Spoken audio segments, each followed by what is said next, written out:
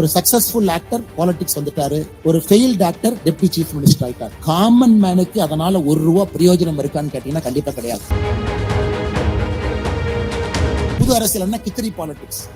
வடிவேலு சொல்ற மாதிரி தென்னை மரத்துல ஒரு குத்து, பனை மரத்துல ஒரு குத்து. குறைந்த விலை, நிறைந்த தரம், தங்கள் தேவைகள் அனைத்தும் ஒரே இடத்தில். ஜெயச்சந்திரன். இந்த தலைவர் போட்டோ இங்க போடு, இந்த தலைவர் போட்டோ இங்க போடு, மொத்தமா 10 தலைவர் போட்டோ போட்டா யாரும் நம்மளை கிரிட்டிசைஸே பண்ண மாட்டாங்கிற அரசியல் கட்சிகளும் இங்க வந்துருக்கு. அது எப்படிங்க ரச சாதத்தையும் தயிர் சாதத்தையும் சாம்பார் சாதத்தையும் கலந்து வச்சுட்டு இது புது ஐட்டம்ல எப்படிங்க சாப்பிடுவாங்க?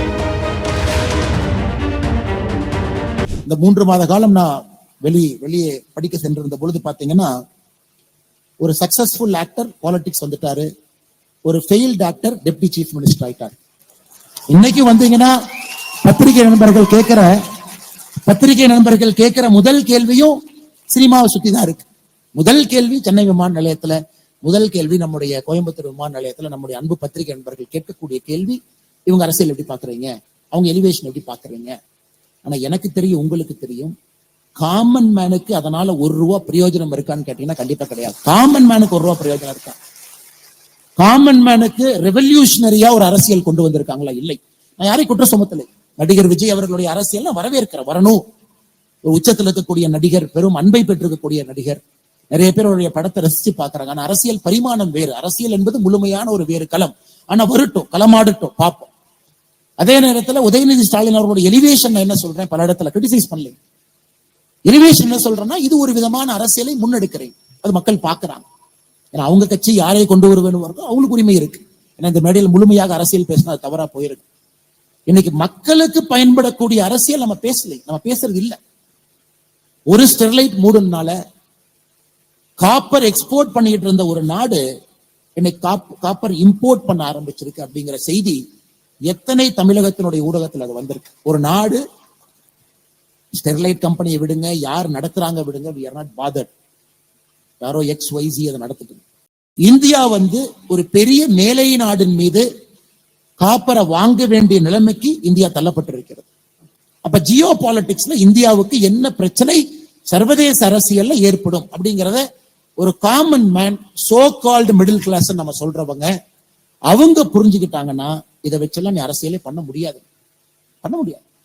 இன்னைக்கும் பாத்தீங்கன்னா ரோடு போட்டா எதிர்ப்பு, இது போட்டா எதிர்ப்பு, அது போட்டா எதிர்ப்பு, இப்படிதான் போகுதோ தவிர அது ஆக்கப்பூர்வமான முறையில மக்கள் முன்னாடி வச்சு இதுல 10 சரி இருக்கு, 5 தப்பு இருக்கு, உங்களுக்கு வேணுமா அப்படின்னு கேட்கிற அரசியல் நம்மகிட்ட இல்லைங்க. டங்ஸ்டன் மதுரையில எடுத்தா கண்டிப்பாக 10 பிரச்சனைகள் இருக்கு, இல்லைன்னு அது சொல்லவே இல்லைங்க, கண்டிப்பா இருக்கு. மக்கள் வெளியே போகணும், அந்த 20 ஸ்கொயர் கிலோமீட்டருக்குள் நீங்க டங்ஸ்டன் எடுக்கணும், அது முக்கியமான ஒரு மெட்டீரியல் நமக்கு வேணும். கண்டிப்பா அதுல நல்லதும் இருக்கு. ஏன்னா நம்ம யாரு மேல டிபெண்ட் ஆகாம இருக்குமே. 10 மாதம் கழித்து இன்னைக்கு முதலமைச்சர் அவர்கள் மத்திய அரசு கடிதம் எழுதுறாங்க. இதைத்தாங்க நாங்க எதிர்க்கிறோம், இதைத்தான் எதிர்க்கிறோம். பிள்ளையை கிள்ளி விட்டு தொட்டிலை ஆட்டுவதை மட்டும்தான் எதிர்க்கின்றோம். பிரச்சனையா முதல்ல சொல்லுங்க. மீத்தேன் ஹைட்ரோ கார்பன் திட்டத்திற்கு நான் கையெழுத்து போட்டேன், ஆனா தெரியாம போட்டுட்டேன்னு 10 வருஷம் கழிச்சு சொல்லாது. அதன் பிறகு பாரதிய ஜனதா கட்சியினுடைய தலைவர்கள், தொண்டர்கள் டெல்லி போய் சண்டை போட்டு அந்த மீத்தேன் திட்டத்தை நிறுத்த வேண்டிய கட்டாயம் எங்களுக்கு வந்திருக்கு. டெண்டர் இஷ்யூ பண்ணது உங்களுக்கு. அதனால எந்த அரசியல் கட்சியும் குறை சொல்லாம இன்னைக்கு ஆக்கப்பூர்வமான அரசியல் தான், அதை நாம சயின்டிபிக்கா பேசணும். கண்டிப்பா எதனாலையும் 100% லாபம் கிடையாது, எதனாலையும் 100% நஷ்டம் கிடையாது. எதை எடுத்தாலும் இட்ஸ் அ காம்ப்ரமைஸ், சென்ட்ரல் இருக்கும். தொழிற்சாலை வந்தா பிரச்சனை தான், ஆனா வேலை வாய்ப்பு வரும். சுற்றுச்சூழல் கெடும், என்னதான் சொன்னாலும் 1% கெடும். தொழிற்சாலையும் வேண்டும், வேலை வாய்ப்பு வேண்டும். அதே நேரத்துல சுற்றுச்சூழலும் கெடக்கூடாது, மக்களும் அந்த இடத்தை விட்டு போகக்கூடாது, பூர்வீக குடிகள். இதை பேசக்கூடிய அரசியல்வாதிகள் இன்னைக்கு நம்ம கிட்ட இருக்காங்களா? கிடையாது. விரல் விட்டு என்ன முடியுங்களா தமிழகத்துல? கிடையாது. அதனால என்னுடைய அன்பான வேண்டுகோள், வாய்ஸ் ஆஃப் கோவை வருகின்ற காலத்துல இந்த மேடையில நிறைய அரசியல் கட்சியை சார்ந்த எல்லா விதமான சித்தாந்தம் இருக்கக்கூடியவங்க. ஒரு அரசியல்வாதி தமிழ்நாட்டுடைய மேடையில சொல்றாரு, நான் 5 பெருமாள் கோயிலை இடிச்சேன் அப்படின்னு. அவரே பேச சொல்லுங்க, தவறு கிடையாது. எங்களை போன்ற எத்தனையோ மனிதர்கள் சொல்றோம், தமிழகத்துல பாரதிய ஜனதா கட்சி தலைமையிலான பாரதிய ஜனதா கட்சி கூட்டணி இங்கே வரும் பொழுது தமிழகத்துல என்டோமென்ட் போர்டு அப்படிங்கறது இருக்காதுன்னு சொல்றோம். எங்ககிட்ட கேளுங்க. அப்ப என்டோமென்ட் போர்டு இல்ல, HRNC சட்டம் இருக்காதுன்னா என்ன செய்ய போறீங்கன்னு கேளுங்க, பதில் சொல்ல வேண்டியது எங்களுடைய கடமை. பிளான் இருக்கா உங்ககிட்ட? இல்ல சும்மா உங்க பாட்டுக்கு வாய்க்கு வந்ததெல்லாம் பேசிட்டு HRNC ஆக்ட் இருக்காது, என்டோமென்ட் போர்டு இருக்காதுன்னா அது யார் நிர்வகிப்பாங்க? அவங்களே உட்கார வச்சு கேளுங்க. இரண்டிலையும் பேசாம மாட்டாம சென்டர்ல சுத்துறாங்க. இன்னைக்கு பாத்தீங்கன்னா புது அரசியல் என்ன, கிச்சடி பாலிடிக்ஸ். வடிவேலு சொல்ற மாதிரி தென்னை மரத்துல ஒரு குத்து, பனை மரத்துல ஒரு குத்து, இந்த சித்தாந்தத்துல கொஞ்சம், அந்த சித்தாந்தத்துல கொஞ்சம், இந்த தலைவர் போட்டோ இங்க போடு, இந்த தலைவர் போட்டோ இங்க போடு, மொத்தமா 10 தலைவர் போட்டோ போட்டா யாரும் நம்மளை கிரிட்டிசைஸே பண்ண மாட்டாங்கிற அரசியல் கட்சிகளும் இங்க வந்திருக்கு. அவங்களே கூப்பிட்டு கேளுங்க. அது எப்படிங்க ரச சாதத்தையும் தயிர் சாதத்தையும் சாம்பார் சாதத்தையும் கலந்து வச்சுட்டு இது புது ஐட்டம்ல எப்படிங்க சாப்பிடுவாங்க?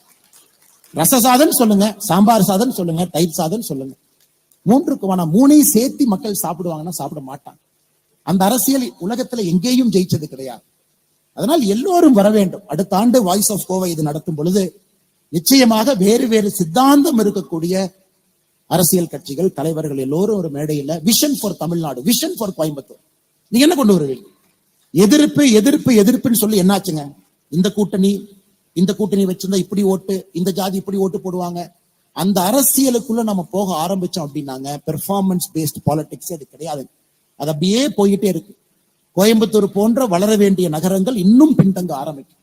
அதனால் வருகின்ற காலத்துல நிச்சயமாக நீங்கள் இதை செய்ய வேண்டும் என்கின்ற அன்பான வேண்டுகோளை இந்த நேரத்துல உங்கள் முன்னால் வைப்பது என்னுடைய கடமையாக கருதுகின்றேன். குறைந்த விலை, நிறைந்த தரம், தங்கள் தேவைகள் அனைத்தும் ஒரே இடத்தில். ஜெயச்சந்திரன்.